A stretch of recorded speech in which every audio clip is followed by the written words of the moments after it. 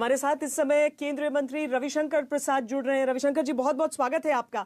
लेकिन महाराष्ट्र में जितना भी दबाव आप लोगों ने बनाने की कोशिश की, वहां से तो ये दो टूक कह दिया गया कि अगर विपक्ष जिसको लेकर आरोप गढ़े, झूठे इल्जाम लगाए और उस झूठे इल्जाम पर किसी को इस्तीफा देना पड़े, तो ऐसे करके तो पूरा कैबिनेट ही को इस्तीफा देना पड़ेगा और उसके बाद सरकार चलेगी कैसे?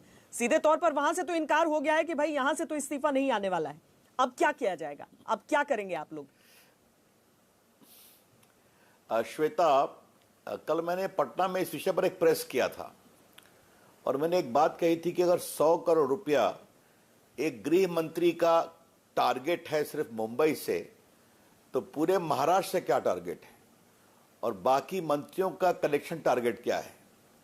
यह हमें जरा भी कोई आशंका नहीं थी कि वो इस्तीफा नहीं देंगे। और मैं कल भी कहा था और आपके चैनल पर सामान्यतः मैं ऐसे शब्दों का प्रयोग नहीं करता हूं, लेकिन करूंगा कि ये लूट की महाअगाड़ी है, ये सरकार चलाने की महाअगाड़ी नहीं है। ये टेक्निकल शब्द पे चलता है इस तरह से क्या? आप मुझे बताइए। अब आपने कहा है तो मुझे आप सिर्फ 2 मिनट वक्त दीजिए, मेरे पूरे विषय को तार जोड़ के आपके दर्शकों के लिए प्रस्तुत करता हूं। सचिन वाजे एक suspended sub inspector of police है, जिसको डीएसपी भी डिफेंड मुश्किल से करता है, उसको मुख्यमंत्री डिफेंड करते हैं।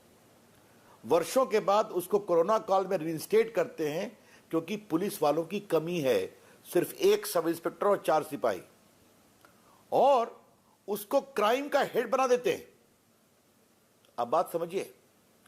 तो एक ये ऑफिसर जिसका पूरा जांच सवाल के घेरे में है और वो इसलिए गिरफ्तार हुआ कि एनआईए ने उसको पकड़ा है, वहां की पुलिस ने नहीं, और मुख्यमंत्री ने उसको डिफेंड किया सदन के अंदर।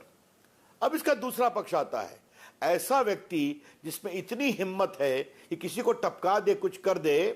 आज वो मारा गया, वो ड्राइवर, उसका वो गाड़ी का ओनर भी ना, आपको मालूम है, वो भी जांच चल रही है, वो सामने आ गया कि किसने कैसे मारा। तो इस व्यक्ति की इतनी क्षमता है कुछ भी करने की, इसलिए इसको भी कहा गया कि तुम ही कलेक्शन कर सकते हो 100 करोड़ बार से, रेस्टोरेंट से 1700 प्लस में। अब उसने जाके पुलिस कमिश्नर को बताया। मैं कहता हूं अगर दूध का दूध पानी का पानी होना है तो हमने तो इसकी ईमानदार जांच की मांग कही है ना। तो जिसमें मुख्यमंत्री का नाम है, जिसमें शरद पवार से भी पूछताछ होगी क्योंकि वो तो उसके पार्ट नहीं थे, उनको क्यों ब्रीफ कर रहे थे परमवीर, या बाकी पूरा मामला आएगा गृह मंत्री का, मुख्यमंत्री, गृह मंत्री, शरद पवार, पुलिस कमिश्नर, तो ये जांच क्या महाराष्ट्र की पुलिस कर सकती है? तो मैंने कहा था अगर उद्धव ठाकरे जी में हिम्मत है तो इस मामले को सीबीआई को सौंप दें। तो मैंने कल ही कहा था। पर रविशंकर जी, तो हमें जरा भी आशंका नहीं है सरकार तो सीधे तौर पर, एनसीपी सीधे तौर पर कह रही है कि परमवीर सिंह जो हैं वो अब बीजेपी के कहने पर ये सारी चीजें कर रहे हैं, वरना अपने ट्रांसफर के बाद उन्होंने क्यों कही होती ये बात, पहले क्यों नहीं कही? देखिए, आपको मैं एक बात कहूंगा, उसमें कई बातें और आई है ना। वो जायसवाल जी जो डीजीपी थे, उनका ट्रांसफर क्यों हुआ? वो दिल्ली अब आए हैं। वो रश्मि वर्मा जो कोई डीआईजी या आईजी लेवल की ऑफिसर थी, उसने भी भ्रष्टाचार की बात कही थी, उसको भी ट्रांसफर कर दिया गया। ये सारी बातें कोर्ट के सामने आई है ना, अखबार में आई है, आप लोग भी कह रही हैं।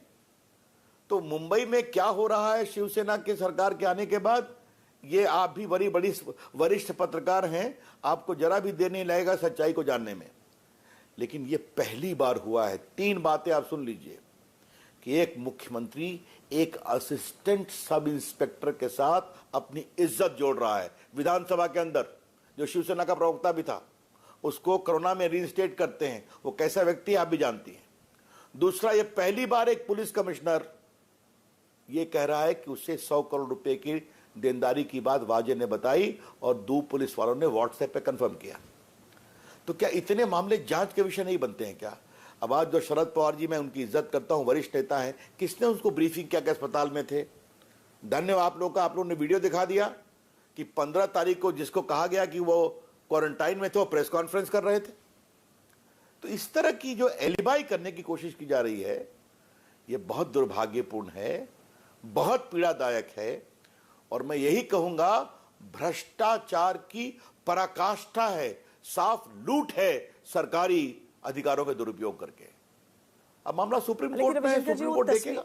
लेकिन हम तो एक बात, प्रेस कॉन्फ्रेंस की तस्वीरें आने के बावजूद बताएं। जब अनिल देशमुख ये कह रहे हैं कि नहीं वो तो मैं अस्पताल से निकल रहा था, उस समय सवाल जवाब हो गया, उसके बाद में क्वारंटीन हो गया, और शरद पवार इस बात पर अडिग हैं कि बिल्कुल भी इसमें कोई गलती नहीं है, आपको लगता है जांच हो पाएगी तब अगर वो गृह मंत्री बने रहेंगे वहां पर और उनके अधीन जो पुलिस है वही जांच कर रही है, तो क्या जांच हो पाएगी इसमें?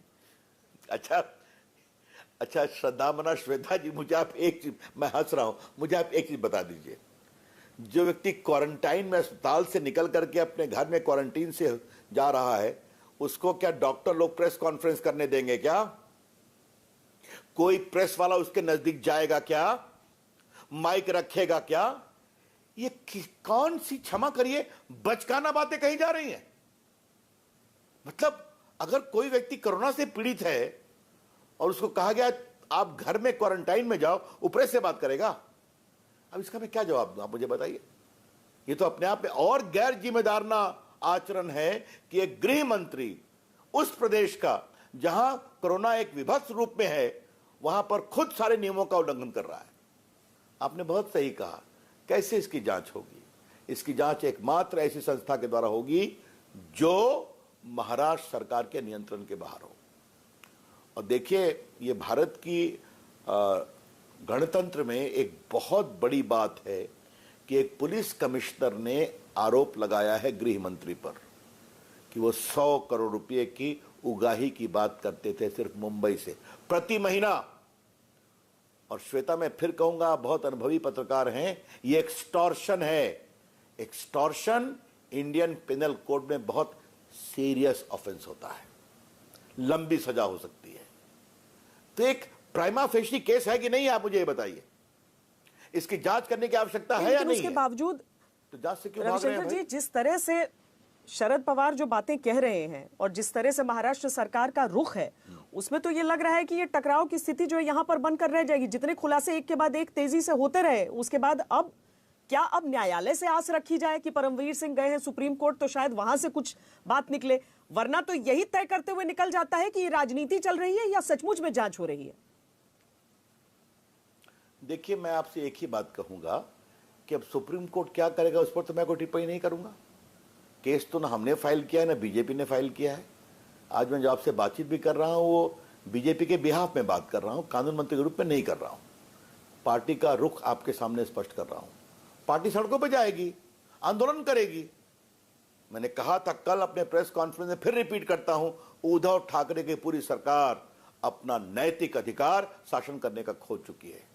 दे have forfeited their moral authority to govern. Shweta ji, लोकतंत्र लोकलाज से चलता है, यह उसका पहला नियम है। कोई लोकलाज बचा है क्या? आंदोलन होगा, विरोध होगा।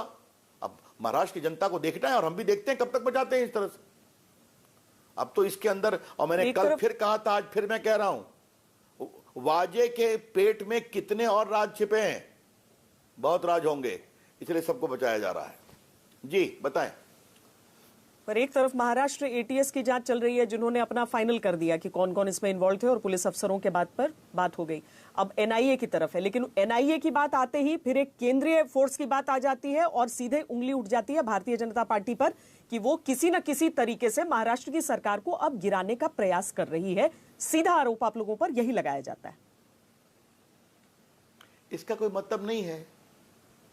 एनआईए नेशनल इन्वेस्टिगेटिंग एजेंसी है ना, तो अगर मुकेश अंबानी घर के बाहर, मैंने नाम ले दिया, क्षमा करिएगा आप, जिलेटिन भरी गाड़ी पकड़ी गई है, जिस गाड़ी में सुनते हैं कि किसी दूसरे जेल से जिलेटिन की व्यवस्था कराई गई है, और जिस गाड़ी का ओनर संदिग्ध परिस्थितियों में मारा गया, जिसको पहले कुछ नहीं बताया जा रहा था, अब एकाएक ये जो पूरा परमवीर का प्रकरण हुआ तो 2 दिन में सब लोग पकड़ लिए गए। तो ये संदेहास्पद परिस्थिति है या नहीं है?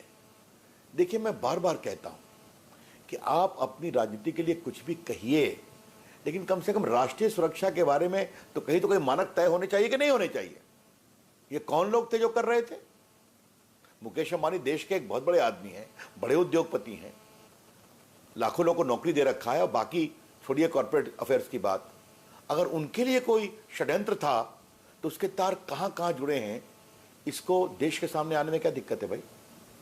हमें देश के कॉर्पोरेट जगत को भी एक सांत्वना सरकार की देनी चाहिए कि नहीं, कि आपकी सुरक्षा के बारे में हम कोई कॉम्प्रोमाइज नहीं करेंगे। कोई हो, चाहे वो एक अंबानी हो या कोई भी हो। एक तरफ हमारे प्रधानमंत्री ने कहा था सदन के पटल पर कि देश के विकास में कॉर्पोरेट और निजी जगत के लोगों का बहुत बड़ा योगदान होता है। आज आप जानती हैं, मैं डिजिटल इंडिया में काम करता हूं। इलेक्ट्रॉनिक मैन्युफैक्चरिंग में दुनिया में एक जगह बनाई है भारत ने, मोबाइल में। ये सब काम तो किया है प्राइवेट सेक्टर ने ना। हम नीति बना के उनकी मदद करते हैं। तो अगर उनको टारगेट किया जाएगा उनके अंदर की ताकत को कमजोर करने के लिए, ताकि भारत कमजोर हो, तो ये विषय है कि नहीं, किसकी जांच की जाए, जो कर रहे हैं उनको पकड़ा जाए। ये हैं बड़े सवाल। इसीलिए हड़बड़ी में लोगों को पकड़े जाना, ताकि इसके बड़े षड्यंत्र की जांच नहीं हो पाए। मेरे शब्दों को समझिए श्वेता जी, मैं आपके दर्शकों को कुछ अपनी समझ से चीजों को रखने की कोशिश कर रहा हूं। हाँ भाई, 2 लोगों को पकड़ लिया, एक व्यक्ति मर गए, मामला खत्म। क्या इसके तार कहीं और नहीं जुड़े हैं क्या? आप तो देश की सुरक्षा पर बहुत ही अच्छा कवरेज करती हैं। क्या लद्दाख, क्या कश्मीर, क्या Bengal? I am really proud of you Shweta. तो क्यों नहीं इसकी जांच होनी चाहिए, मुझे बताइए तो आप। इस सवाल का क्या जवाब है? हम उम्मीद यही करते हैं कि राजनीति के तारों में न उलझे और साजिश के जितने भी तार हैं और जहां जहां तक वो साजिश के तार पहुंचे हुए हैं, वो सारी चीजें सामने आनी चाहिए। निष्पक्ष जांच अगर दोनों तरफ से कहा जा रहा है तो कम से कम निष्पक्ष जांच का नतीजा है वो देश के सामने आ जाए। बहुत शुक्रिया रविशंकर प्रसाद जी हमसे बातचीत करने के लिए। नमस्कार, मैं हूं अंजना ओम कश्यप। हमें उम्मीद है ये वीडियो आपको पसंद आया होगा। लेटेस्ट खबरों के लिए यूं ही देखते रहिए आज तक, और इस वीडियो के पसंद आने पर लाइक, शेयर एंड सब्सक्राइब करना ना भूलें।